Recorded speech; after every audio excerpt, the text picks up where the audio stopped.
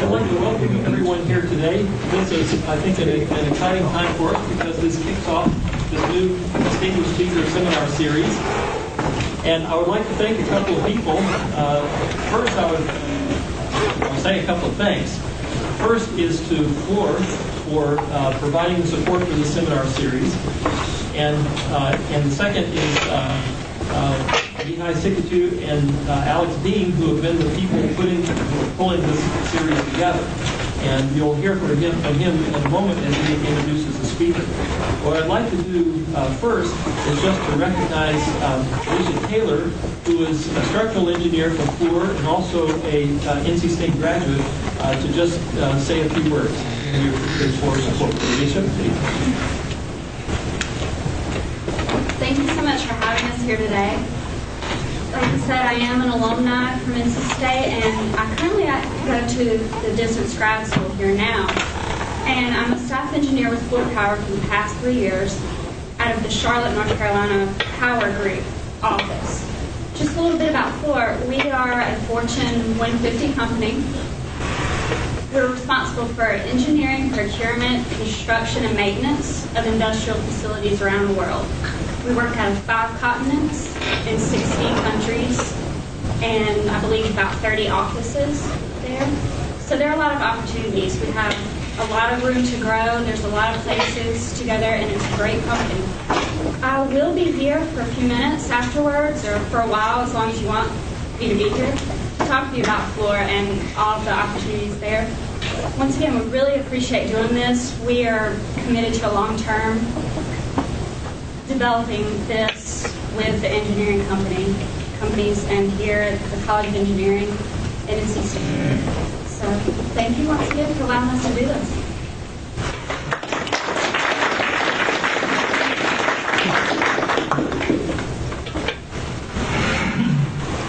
And now it's my pleasure to introduce Dr. Kaufman Lee, who received his MS and PhD degree in mechanical engineering from MIT in 1982 and 1985 respectively. And he has been with Georgia Tech since 1985 and a professor of mechanical engineering. His research interests into system dynamics and control, robotics, automation, and also mechatronics. And he holds 8 US patents. Dr. Lee is a fellow of ASME and IEEE. He's currently editor-in-chief of IEEE ASME Direction on Mechatronics. And he has held representative positions with IEEE Robotics and Automation Society. He founded and chaired technical committees and numerous international conferences. And on the AEM Conference Advisory Committee. And his awards include the Presidential Young Investigator Award, Sigma Xi, the Junior Faculty Award, International Forum of New Technology Award, Woodruff Fellow, Faculty Fellow. He was also recognized as an advisor for 7 Best Student Awards and the Best PhD Award. So now, without further ado, I'll give the award to Dr. Lee.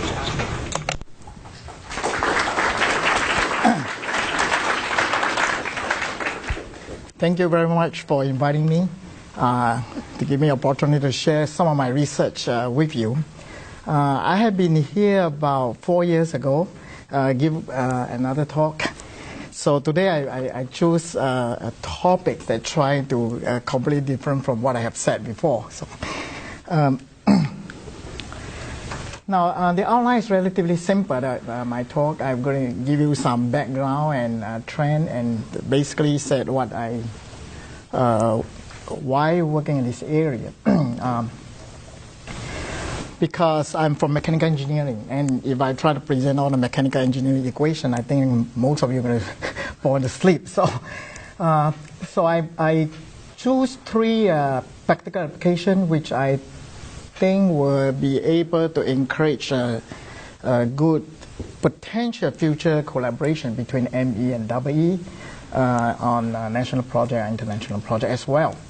So the 3 topics that I also chosen in such a way that they present different kind of computational using different kind of computation methods, and also cover different kind of perspective. Now I show the timeline from 1980 to 2010. The reason because I actually joined MIT as a graduate student in 1980, okay, and became a faculty in 85, and working on that area since then. Okay. Now, this timeline will give you a pretty good idea why I was working in this, choosing this as a topic. Okay. Now, as I mentioned, I became a graduate student in 1980, and I actually built my first computer in 1982. And you can see at that time it's Z80, okay, and 8K memory. I was very proud of that. But of course, nowhere compete with current technology. Now, the other three pictures you can see is that I spent a lot of time since then. One of the things that one of the pictures you see is I give a talk. I give a talk on this topic, the topics on vision system and also on actuators 4 years ago. And at that talk, I spent most of the time on hardware. Okay. Now, as you can see, in between 80 and 90, we are actually struggling a lot with computer memory and time. And a lot of you can feel feel the impact of hard disk development. Every day, I'm sure that at least myself, okay, every weekend I look at Fry or Best Buy on the price of hard disk. I can easily see the price coming down drastically, and then the memory storage increases. But what you don't see, a lot of you don't see, is what happened behind the 1990 to 2000. Okay, we see a lot of information highway because of Internet and web, but the technology behind it is a lot of people is not aware of. Okay, so that's also the year that I spent a lot of time in one of these projects working with Lucent, producing fiber that enable the information highway. Now the other, these are more recent work that I have been working on. Most of this problem is actually human-centered, okay, and also because of bio-inspired. Okay, so I choose three different kind of these three different topics to talk about. Sorry, I think there are some problems. Now, one of the problems that I was looking at is in this area is that in the early 80s, I find that a lot of new products that require interdisciplinary, okay, and also a lot of creative product. And more important that, as you can see in my subsequent presentation, there are a lot of these new areas require different kind of resources, typically that individual department cannot afford. Okay. Now, more recently, you can see that NSF have a so-called blue ribbon panel trying to emphasize on simulation-based engineering science. And this is a very, very important area in my opinion, that because it provide important means to understand control system and very complex system. And you can see a lot of this new technology cannot do without very good simulation-based engineering, and you will see in some of my examples. Right. Now, so a lot of people thinking of simulation, and the way that I see simulation consists of actually 5 parts. Okay. One is that, of course, we come up with concept, right? And then we try to understand the physical phenomenon.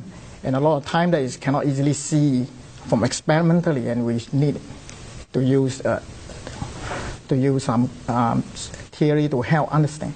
Second, of course, we build mathematical model represent abstraction. And third, we come out computational model.